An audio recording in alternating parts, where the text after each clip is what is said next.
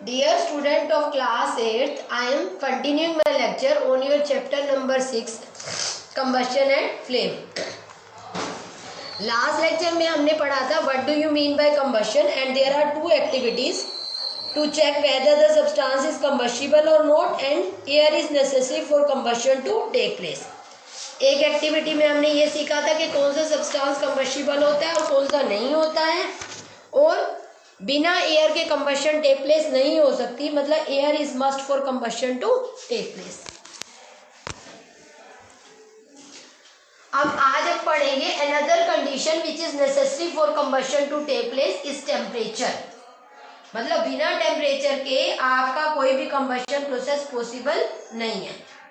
तो temperature is an important condition for combustion to take place. Now, what do you mean by ignition temperature?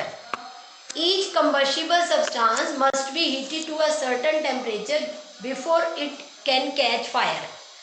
देखो, हर combustible substance को एक हमें particular temperature पे heat up करना होता है उससे पहले कि ये फायर कैचअप कर सके. ठीक है, मतलब अगर हम ये चाहते हैं कि एक combustible substance फायर को कैचअप करे तो उसे एक पर्टिकुलर टेम्परेचर पे हीट अप करना जरूरी है. The lowest temperature at which a substance catches fire is called its ignition temperature. तो वो lowest temperature जिस पे कोई भी substance फायर को कैचअप करता है वो उसका ignition temperature होता है. ठीक है, वो टेम्परेचर जिस पे कोई भी substance फायर कैचअप कर सके. ठीक है, the minimum temperature or the lowest temperature at which a substance catches fire is called its ignition temperature. For example, a matchstick does not catch fire on its own at room temperature. It burns only after rubbing it on the side of the matchbox. It means that on rubbing on the matchstick, its temperature reaches its ignition temperature. अब अगर एक matchstick को जलाना है, माचिस की तीली को, तो क्या मैच बॉक्स में से निकालते मैचस्टिक बर्न करना शुरू कर देती है, फायर कैचअप कर लेती है? तो आप कहोगे नहीं, क्योंकि रूम टेम्परेचर पे उसको वो उसका इग्निशन टेम्परेचर नहीं मिल पा रहा जो उसको जलने के लिए ज़रूरी है. जब वो उस मैचस्टिक को रब करते हैं on the side of the match box, ठीक है, side of the match box पे जब हम मैचस्टिक को रब करते हैं तो मैचस्टिक रब करने पर उसका टेम्परेचर इग्निशन टेम्परेचर अटेन कर लेता है, और जैसे ही वो मैचस्टिक जो है वो अपना इग्निशन टेम्परेचर रीच कर लेती है वो जलना शुरू हो जाती है. It burns only after rubbing it on the side of the matchbox. Ignition temperature is called kindling temperature. तो जैसे ही मैचस्टिक को मैच बॉक्स की एक साइड पे रब किया, ठीक है, तो उसको अपना इग्निशन टेम्परेचर मिल गया, और जैसे इग्निशन टेम्परेचर मिला उसने फायर पिकअप कर ली, फायर कैचअप कर ली. तो इग्निशन टेम्परेचर को हम किंडलिंग टेम्परेचर भी बोलते हैं. Both are same. Ignition temperature of a substance depend on its chemical nature. अब किसी भी सब्सटेंस का जो इग्निशन टेम्परेचर है वो उसकी केमिकल नेचर पे डिपेंड करता है. जैसे इग्निशन टेम्परेचर ऑफ पेट्रोल की बात करें तो it is lower than that of kerosene. Petrol जल्दी आग पकड़ता है केरोसिन के कंपैरेटिवली. इसका मतलब ये हुआ कि पेट्रोल का इग्निशन टेम्परेचर केरोसिन से कम है. A low ignition temperature means the substance will catch up fire easily. तो लो इग्निशन टेम्परेचर का जितना कम इग्निशन टेम्परेचर होगा वो उतनी जल्दी फायर को पिकअप करेगा, उतनी जल्दी फायर को कैच करेगा. It is the reason we need to take special care in storing petrol और डीजल. यही वजह है कि पेट्रोल और डीजल को भी स्पेशल केयर ही स्टोर किया जाता है, क्योंकि उनका इग्निशन टेम्परेचर कम है और वो जल्दी फायर को कैच कर सकते हैं. The following activity shows that it is essential for a substance to reach the ignition temperature to burn. अब एक एक्टिविटी से हम यही सीखेंगे कि हमारा जो सब्सटेंस है उसको उसका इग्निशन टेम्परेचर मिलना बहुत ज़रूरी होता है टू बर्न. अगर उसे जलाना है तो उसको उसका इग्निशन टेम्परेचर मिलना ज़रूरी है. Activity number 3. To show that a combustible substance cannot burn below its ignition temperature. अब एक combustible substance को अगर इग्निशन टेम्परेचर से कम टेम्परेचर मिला है तो वो बर्न नहीं करेगी, ठीक है। अगर आप उसके इग्निशन टेम्परेचर से कम टेम्परेचर उसको प्रोवाइड करोगे तो it can not burn, this is your activity. Material required, water, candles, 2 sheets of paper for paper cups. Procedure: make 2 paper cups by folding a sheet of paper. आपने क्या करना है, 2 paper cup बनाने हैं। एक sheet of paper को fold कर लो और कप बना लो, ठीक है। जैसे देखो स्लाइड की फोटो में दिखाया हुआ है। pour about 50 ml of water in one of the cup. अब एक कप के अंदर आप 50 ml of पानी डाल दो। Heat both the cup separately with a candle.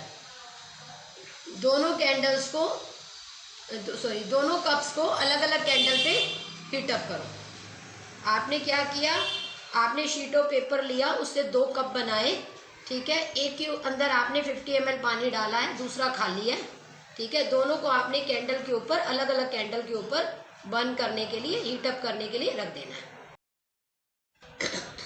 Observation: the empty paper cup Burns rapidly. जो खाली पेपर कप होगा वो तो जल्दी से बर्न हो जाएगा। While the water becomes hot in another cup. और दूसरे वाले की बात करें जिसमें पानी डाला है तो पानी गर्म हो जाएगा लेकिन पेपर बर्न नहीं होगा। The heat supply to the paper cup is transfer to the water by conduction. So in presence of water the ignition temperature of the paper is not reached, hence it does not burn. अब जिस cup के अंदर पानी डाला था, जो heat तुम supply कर रहे हो, वो हीट वाटर को ट्रांसफर हो जाएगी बाय कंडक्शन मेथड, ठीक है। जिससे क्या होगा, पेपर को अपना इग्निशन टेम्परेचर मिल ही नहीं पाएगा और वो बर्न नहीं होगा। तो that's why, that is the reason the kerosene oil and wood do not catch fire on their own at room temperature. Kerosene oil and wood जो है वो रूम टेम्परेचर पे फायर पिकअप नहीं कर पाते, ठीक है। देखो आपने 2 कप लिए थे, एक खाली कप था, वो तो जैसे ही आपने उसको रखोगे कैंडल के ऊपर वो रैपिडली बर्न हो जाएगा। और जो दूसरा कप है जिसके अंदर आपने पानी डाल रखा है, जो हीट आप सप्लाई करोगे उस पेपर कप को, वो ट्रांसफर हो जाएगी वाटर में और वाटर वोटअप हो जाएगा, ठीक है। लेकिन वो पेपर बर्न नहीं होगा, ठीक है, वो पेपर कप बर्न नहीं होगा। तो इस तरह से जब तक पेपर को अपना इग्निशन टेम्परेचर नहीं मिलेगा तब तक वो पेपर बर्न नहीं होगा। तो इसी वजह से जो केरोसिन ऑयल और वुड है जिनका इग्निशन टेम्परेचर रूम टेम्परेचर से काफ़ी ज़्यादा होता है, वो रूम टेम्परेचर पे कभी भी फायर पिकअप नहीं कर सकते। The substances which have very low ignition temperature can easily catch fire with a flame or called inflammable substances. Example of inflammable substances are petrol, alcohol, liquefied petroleum gas. Liquefied petroleum gas को हम short form में LPG बोलते हैं, ठीक है। तो जिन substances का ignition temperature बहुत कम है, जो इजीली फायर कैचअप कर सकते हैं, these substances are known as inflammable substances. तो what are inflammable substances? The substances which have low ignition temperature and can catch fire easily are called inflammable substances. इसमें हमारा petrol है, alcohol है, LPG है, etcetera है। What are the condition necessary for combustion to take place? अब अगर कोई भी कंबशन प्रोसेस कराना है तो कौन कौन सी कंडीशन जरूरी है हमारे लिए? पहली है availability of fuel. Fuel is a substance that undergo combustion, for example wood, charcoal, kerosene etcetera are fuels. देखो अगर आपने कंबशन प्रोसेस कराना है तो फ्यूल होगा तो बर्न करेगा ना। फ्यूल ही वो सब्सटेंस है जो कंबशन कॉज करता है। तो इसमें हमारा वुड, चारकोल और केरोसिन आ जाते हैं। उसके बाद है सप्लाई ऑफ एयर। ऑक्सीजन जो है वो गुड सपोर्टर ऑफ कंबशन है। एयर के अंदर 21% ऑक्सीजन है जो कंबशन में हेल्प करती है। अब अगर ऑक्सीजन ही नहीं होगी तो कंबशन कहाँ से होगी? तो बिना ऑक्सीजन के कंबशन टेक प्लेस नहीं हो सकती। तो supply of air is must, जिसमें हमारा 21% पार्ट ऑक्सीजन का है और oxygen is a supporter of combustion. बिना ऑक्सीजन के कोई भी चीज बर्न नहीं कर सकती। थर्ड है ignition temperature. For catching fire a combustible substance much reaches it's ignition temperature. अब किसी भी सब्सटेंस को फायर कैचअप करने के लिए उसको उसका इग्निशन टेम्परेचर मिलना बहुत ज़रूरी है, ठीक है। In other words heat is also necessary for combustion to take place.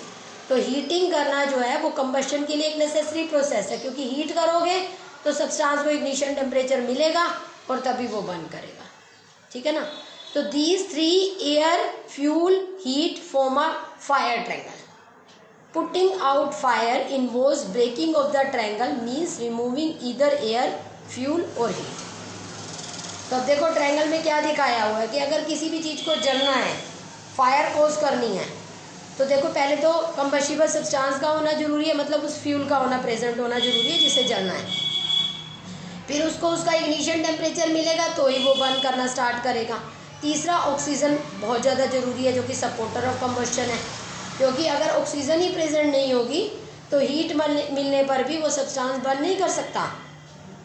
तो ये तीनों ही चीज़ें ज़रूरी हैं फॉर अ फायर टू कोज, ठीक है। अगर फायर को हटाना है, फायर को बंद करना है, ठीक है, तो इस ट्रायंगल में से किसी एक चीज़ को हटाना पड़ेगा, या तो फ्यूल को या हीट को या ऑक्सीजन को। इन तीनों में से अगर एक भी चीज़ हट जाएगी तो ऑटोमेटिकली फायर जो होगी आपकी ब्रेकअप हो जाएगी, फायर जो होगी वो ख़त्म हो जाएगी, ठीक है। Now your lecture is over and prepare it well. Listen the lecture 2-3 times, and if any problem occur you may write on WhatsApp. Okay, thank you.